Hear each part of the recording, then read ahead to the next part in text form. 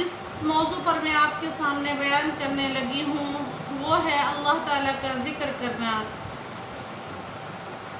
ویسے تو الحمدللہ ہم جہاں پر بھی ہوتے ہیں ہمیں چاہیے کہ ہم اللہ تعالیٰ کا ذکر ادا کرتے رہیں۔ ذکر کرنے میں نہ تو ہمیں کوئی مشقت ہوتی ہے، نہ کوئی پریشانی ہوتی ہے، نہ اس کے لیے ہمیں باوضو ہونے کی ضرورت ہے کہ باوضو رہے۔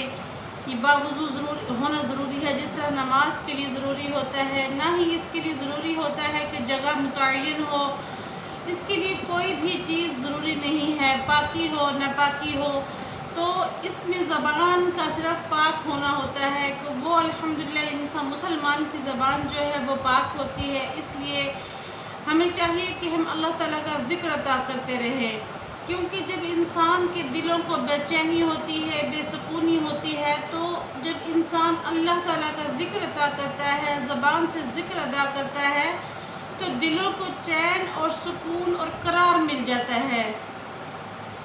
اسی طریقے سے ایک حدیث مبارکہ جس کا مفہوم کچھ اس طرح ہے کہ جب قیامت کا روز ہوگا تو جب اللہ رب العزت محشر کا میدان لگا دیں گے، تو اس محشر کے میدان میں یہ تو ہم اپنے بزرگوں سے بھی سنتے آ رہے ہیں، جب محشر کا میدان لگایا جائے گا تو جب ان پورے کے پورے اعمال جو ہیں وہ جب انسان کے پورے اعمال جو ہیں ایک پلڑے میں رکھ دیے جائیں گے، تب بھی وہ پلڑا جو ہے اٹھا ہوا ہوگا، اور جب انسان کا ایک زبان سے نکلا ہوا کلمات یعنی کہ لا الہ الا اللہ محمد الرسول اللہ جو ہے، جو اس کو یاد بھی نہیں ہوگا، اگر اس نے وہ پڑھا ہوگا اپنے دل سے، تو جب ان کلمات کو ایک پلڑے میں رکھا جائے گا، یعنی کہ کلمہ طیبہ کو ایک پلڑے میں رکھا جائے گا، تو وہ پوری زندگی کے اعمال اور ایک دفعہ زبان سے کلمہ طیبہ کو ادا کیا ہوا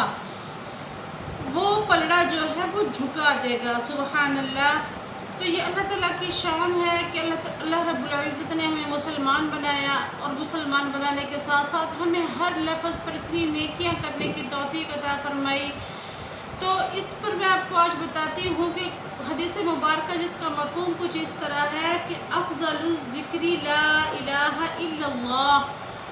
تو حدیث مبارکہ نے کہہ دیا ہے، حدیث میں ہے کہ افضل ذکر کیا ہے؟ لا الہ الا اللہ، یعنی کہ تمام ذکروں کا سردار کیا بنا دیا؟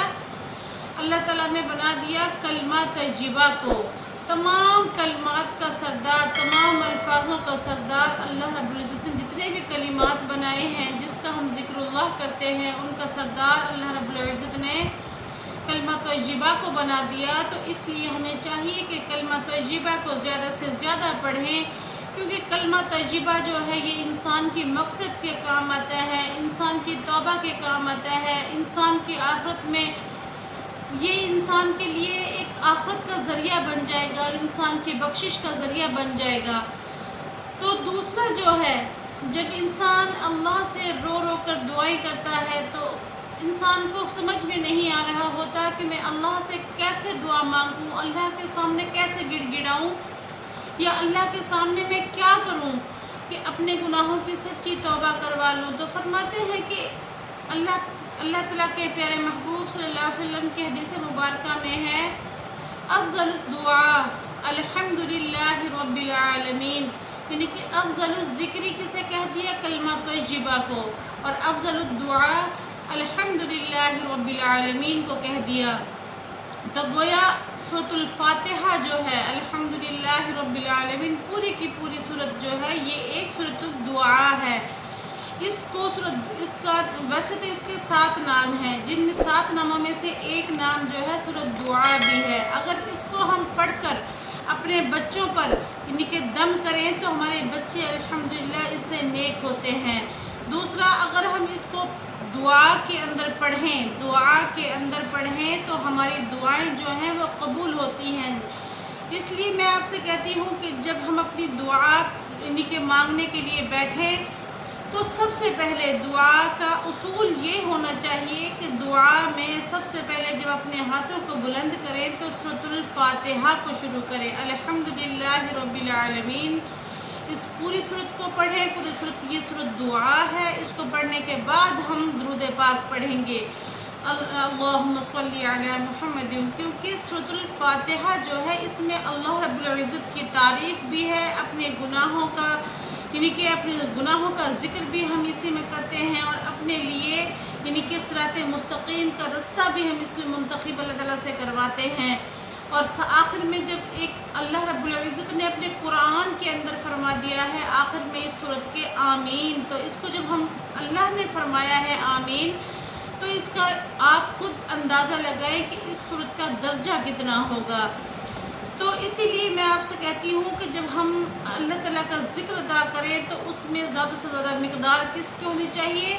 افضل الذکری لا الہ الا اللہ محمد الرسول اللہ، اور پورے کلمہ کو ادا کرنے کی کوشش کیا کریں۔ ویسے تو لا الہ الا اللہ بھی پڑھ سکتے ہیں، لیکن افضل جو ہے وہ پورے کلمات کو ادا کرنا ہے۔ اور اس کے علاوہ سورۃ الفاتحہ جو ہے، یہ سورۃ الفاتحہ پوری کی پوری دعا ہے، اس کو سورۃ دعا بھی کہا جاتا ہے، اس لیے اس کو اپنی دعاؤں میں ہر وقت یعنی کہ اس کو زبان پر ادا کرنے کی کوشش کیا کریں۔ اسی کے ساتھ میں اللہ تعالیٰ سے دعا کرتی ہوں کہ اللہ تعالیٰ مجھے اور آپ کو زیادہ سے زیادہ ان احادیث مبارکہ پر عمل کرنے کی توفیق عطا فرمائے، ہمیں 5 وقت کا سچا پکا نمازی بنائے، ہمارے اولادوں کا قدر نیک بنائے، جن کے پاس اولاد نہیں ہے اللہ ان کو اولاد نورینا عطا فرمائے۔ وآخر دعوانا ان الحمد للہ رب العالمین۔